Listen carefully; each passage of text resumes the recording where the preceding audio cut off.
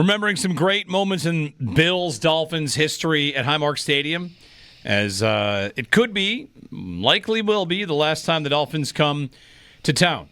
Chris Brown joining us on the Wester Hotline ahead of this game tonight. It's a Thursday night football game. You can, of course, catch the game here on WGR, and Chris will have the call with Eric Wood and Sal Capaccio on the sideline. Chris, good morning. Happy Miami week, Miami day. It's an interesting one. It's the biggest spread in the league this year. So, Bills coming in heavy favorites and against a team that they always seem to have good fortunes against. Yeah, scoring points not really a problem for the Bills against this team. I just don't think the Bills are a great matchup for the Dolphins, and they certainly haven't been over the last couple of years. And they've got a lot of problems that they're trying to fix right now here to start the season. I mean, they looked like they were dead on arrival in Indianapolis in week one. Last week, I think their offense gained a little bit of traction and started to get back to looking like the offense we've been accustomed to seeing with Tua and company there as that game wore on against the Patriots. But they've got a lot of problems on both sides of the ball, and I don't know that the fixes are coming anytime soon.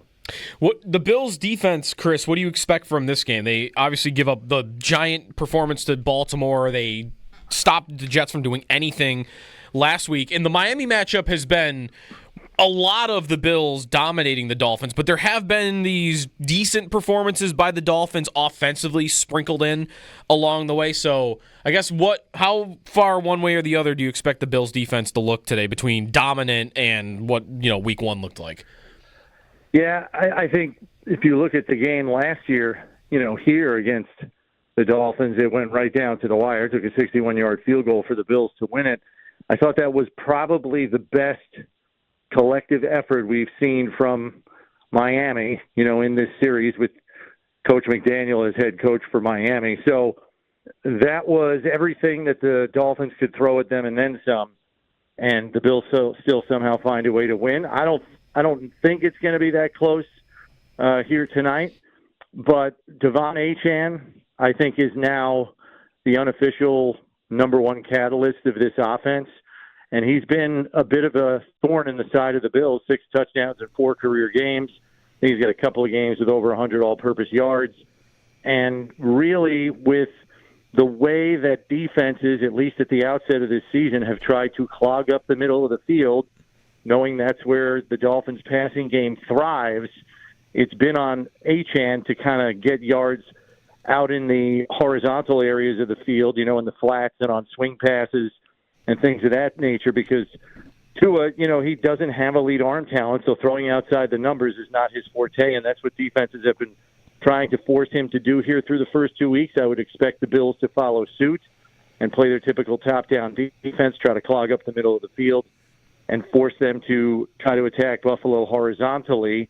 How much success they'll have, we'll have to wait and see. I think the pass rush has a chance to be effective tonight, especially with 2 backups on the right side of the offensive line for the Dolphins. With Tua, he's taken a bunch of sacks this year, and the Bills have been a little more aggressive with their blitz numbers this year. I wonder, Chris, if they do that, if they do more of that. We've seen them be very aggressive and hit Tua early in games, hit him a lot. He suffered injuries in Bills games, maybe not coincidentally as well. But I would imagine it's not just about the pressure that they're going to get from maybe Bosa, but corner blitz is something we saw them use a bit in New York against the Jets as well. Yeah, and look, I think what Buffalo has done defensively against Tua that has proven effective year after year is they do their best to take away his first read on a play. And as soon as you have Tua patting the ball and having to make a second reaction play, that is not a strength of his. So they try to make him a second reaction player instead of just drop back, rhythm, throw the football. They try to force him to second and third options. That's when the pass rush has a chance to get home, and that's what I think has made Buffalo's defensive game plan so effective against Miami over the last few years. So hopefully they can duplicate that in some form or fashion again tonight. What do you think the Bills will look like offensively? I mean, it could really just be how they do it. I think the expectation that they could score a lot of points is there. And this Miami defense, Chris, it's been called one of the worst secondaries we've seen in years. And now they're missing Melifonwu and Storm Duck, who have both played some on the defensive side of the football this year. So an already shorthanded, or maybe a weak secondary is going to be even more shorthanded. Yeah, and the pass rush on the front end has not helped them. We hear Coach McDermott say all the time how they want to marry the rush and the coverage, and that has been completely disjointed for the Dolphins, too. I mean, they certainly have pass rushing talent.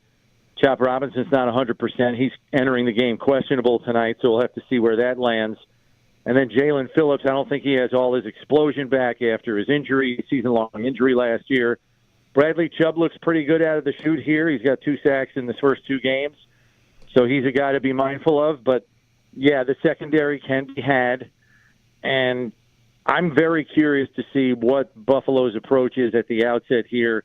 Do they let Josh open it up and start throwing, or do they kind of go with the same approach we saw them take last week, which is just pound this team into submission? It's interesting, guys, because Steve and I had a poll on our show yesterday. How do you expect the Bills to attack the Dolphins? And we just did a poll, run game, pass game, it doesn't matter. And it doesn't matter was the overwhelming winner. Yeah. Because I think Bills fans have seen, like in the first 2 weeks, you rely on Josh's arm, you score 41 points and you win. You rely on the run game and go and power football against the Jets, and you put 30 up. So I think the Bills fans are supremely confident that the Bills are going to be able to do whatever they want on offense tonight. Yeah, I wonder, Bills fans might too, Chris, want to see, like, if the game was going like the Jets game was last week, where you're running the ball great and you know you got this one in the bag, and the Bills kind of go on to cruise control in that second half, if fans might have the appetite to just see, just keep throwing the ball all over them. Run it up a little bit more in Miami. It's the last time they're at the stadium. But on the other hand, like last year in Miami, that's a game where Allen didn't have to do much at all because Cook kept breaking off giant runs. Yeah, and they were getting turnovers and extra possessions because they were getting pressure on Tua.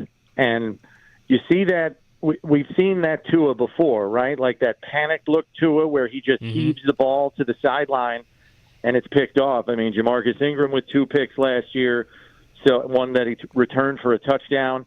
And let's not forget this too, guys. The Dolphins had like 3 or 4 turnovers on downs in that game as well in week 2, which was also a Thursday night game, by the way. And I think that at this point, the Dolphins have struggled mightily in the area of short yardage on offense, and I still don't think they have a 4th down conversion through 2 games this year. So short yardage has been a perennial problem for them, and with a revamped offensive line that really doesn't have its bearings yet, I'm not optimistic that that's fixed either. Chris Brownhill to call the game tonight. Bills and Dolphins Thursday Night Football, and then an extended week. And then the hottest ticket in town, Chris, 1 p.m. Saints. I mean, I don't know if the Saints know. It's so weird. The Saints don't know yet, but they are the hottest ticket in town. Getting a ticket to that game is the Sunday 1 o'clock slate grows slim with this current stadium, so that'll be a fun one.